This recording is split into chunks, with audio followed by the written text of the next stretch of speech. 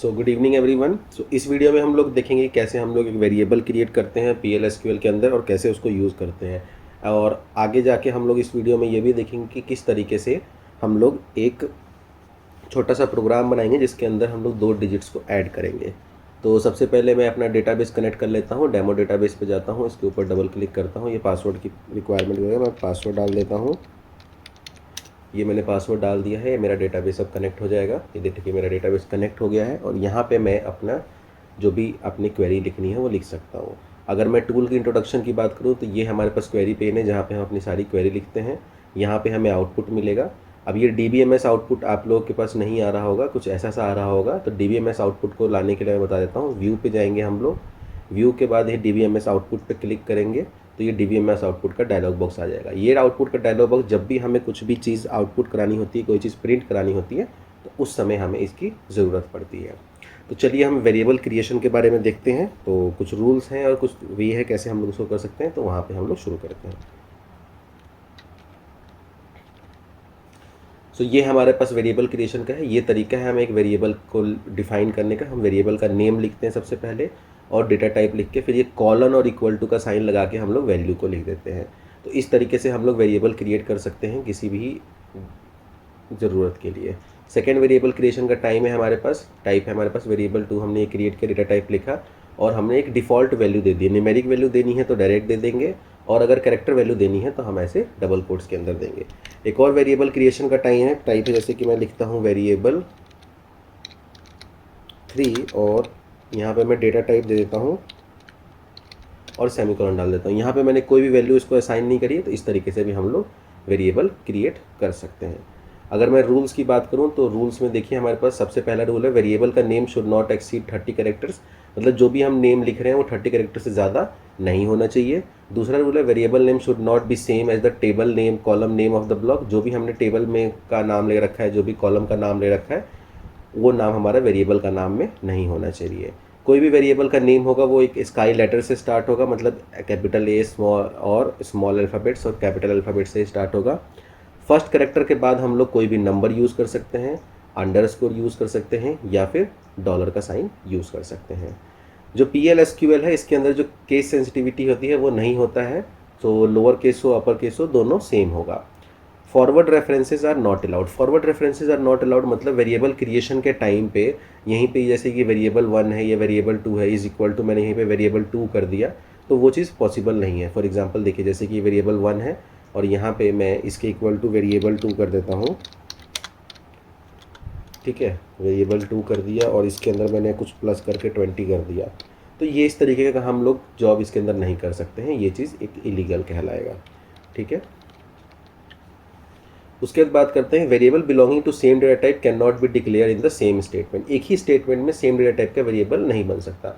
For example मेरे को variable 3 बनाना है और कॉमा वेरिएबल 4 बनाना है और दोनों का डेटा टाइप सेम है, ऐसे मैं नहीं लिख सकता हूँ। मेरे को अलग अलग टाइप करना पड़ेगा, वेरिएबल 3 अलग करना पड़ेगा और अगली लाइन में वेरिएबल 4 करना पड़ेगा।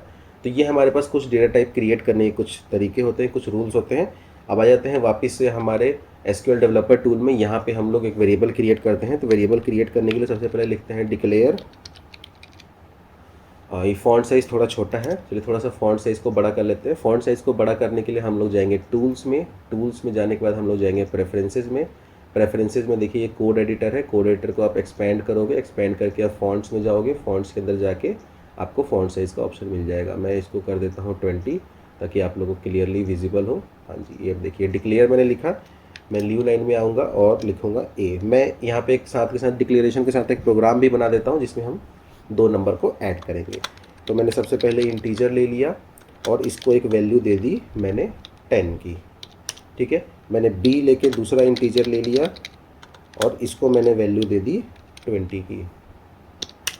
और मैंने C एक इंटीजर ले लिया जिसको मैं कोई भी वैल्यू नहीं दे रहा हूँ। इतना करने के बाद अब ये मेरा डिक्लेरेशन वाला पार्ट ख़त्म हो गया। अब मेरे को प्रोग्राम शुरू करना है तो मैं टाइप करूँगा बिगिन। बिगिन के बाद मैं अगली लाइन में लिखूँगा C is equal to A plus B। ठीक है, अब देखिए मैं यहाँ पे स्मॉल लेटर्स में डिफाइन कर रहा हूँ, यहाँ पे कैपिटल लेटर्स यूज़ कर रहा हूँ, तो इसका कोई डिफरेंस नहीं है क्योंकि PL/SQL केस सेंसिटिव नहीं है।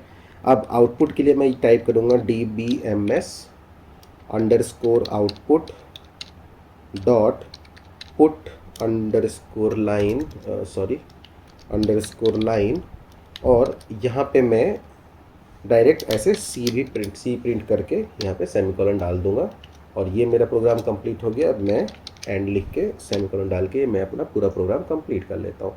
इसको मैं ऐसे सेलेक्ट करके इसको रन कर लेते हैं। हमने जब भी हम लाइन को रन करेंगे, प्रॉपर ब्लैंक को हमें ब्लॉक को रन करना है, तो हम ये बड़े वाला ग्रीन बटन यूज़ करेंगे। इसको क्लिक करता हूँ तो अच्छा यहाँ पे कुछ एरर आ गया है, देखते हैं क्या एरर आया है।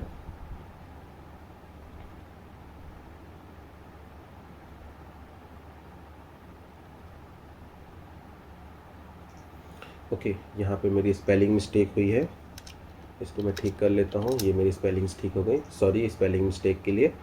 अब मैं इसको दोबारा से रन करता हूँ। अब देखिए मेरा PL/SQL procedure has been successfully completed. अब ये मेरा PL/SQL सक्सेसफुली रन हो गया, लेकिन मेरे को आउटपुट नहीं आ रहा है।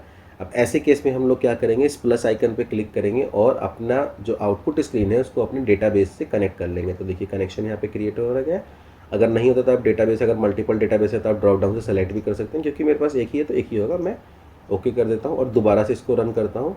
ये देखिए मेरे पास आउटपुट आ गया 30। अगर इस आउटपुट को और अच्छा बनाना है तो मैं यहाँ पे कुछ चेंजेस कर दूंगा। मैं सिंगल कोट्स में यहाँ पे लिखता हूँ रिजल्ट,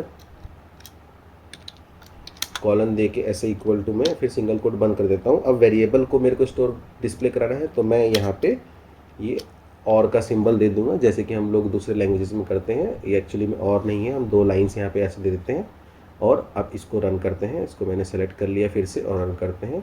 अब देखिए मेरा रिजल्ट आ गया 30।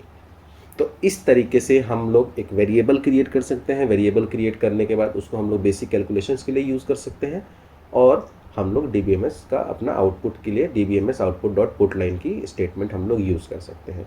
तो ये था हमारा बेसिक वेरिएबल क्रिएशन और इनपुट आउटपुट का प्रोग्राम। आई होप आपको सब कुछ समझ में आया हो और क्लियर है। कोई भी डाउट हो तो आप कमेंट सेक्शन में पूछ सकते हैं, कोई भी इशू हो तो वहाँ पे पूछ सकते हैं। So thanks for watching, keep supporting, do like, subscribe and share this video.